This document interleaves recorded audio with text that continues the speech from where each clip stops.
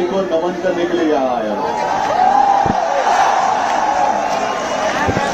राजनीति में तो संघर्ष रोजचा होता है, लेकिन कभी कभी ऐसे लगने लगता है कि हम किसके लिए लड़े।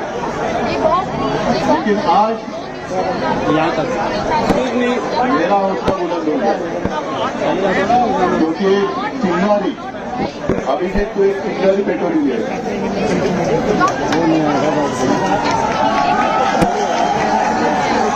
और ये चिंगारी ऐसे बोलने वाली नहीं है, हम नहीं बोलने देंगे।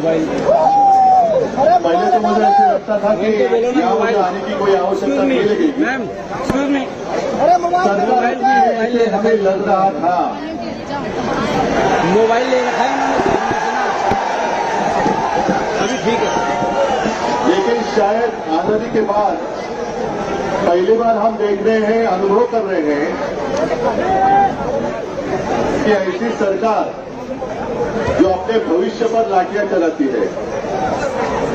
आप सिर्फ युवा नहीं हो, आप इस देश का भविष्य हो। और मैं धन्यवाद देना चाहता हूं उस महानुभाव को जिसने चिंगारी जो मुझे लग रहा था कि बुझ गई है, वो जलाई। कौन है महानुभाव? गौरव सर बाद में आए। पहले जिसने पहले आपको कॉकरोच कहा। ये देश कोई कॉकरोच का देश नहीं है। ये देश कॉकरोच ने नहीं बनाया है।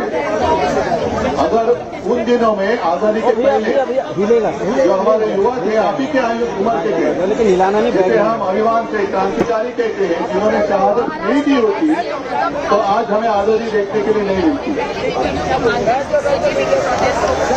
कुछ लोग ऐसे भी थे जो अंग्रेज थे, वो उनको आतंकवादी मानते थे।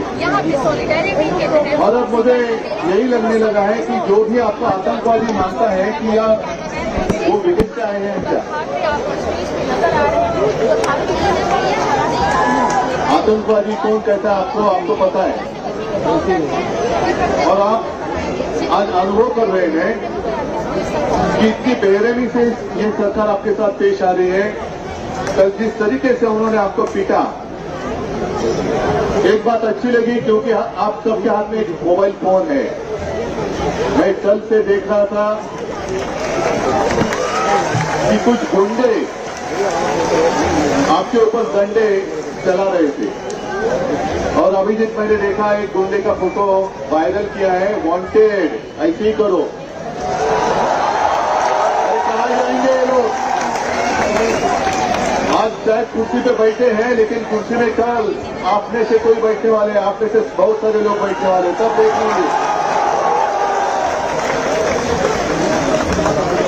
इनको शायद ये पता नहीं है कि आने वाला कल जाता है, लेकिन आने वाला कल मेरे सामने खड़ा है।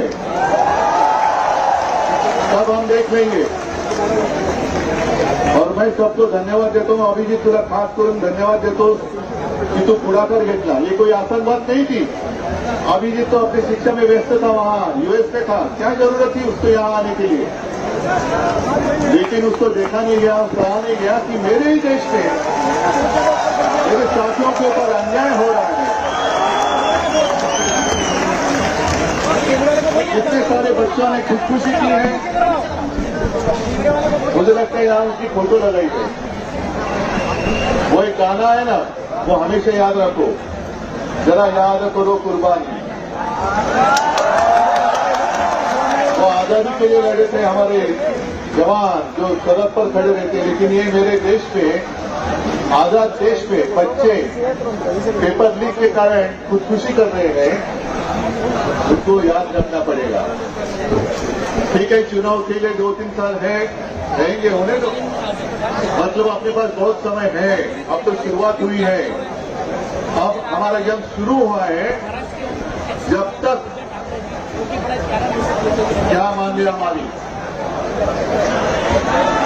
मांग क्या है? सत्ता बदली करना होगा। सिर्फ एक स्पीकर से नहीं चलेगा, पूरी सिस्टम बदली करनी होगी। अगर एक अकेले को हम निकाल देंगे तो चलने वाली नहीं है बात। जब तक सरकार बदली नहीं करेंगे तब तक आपकी जिंदगी में कोई बदलाव नहीं आने वाला है।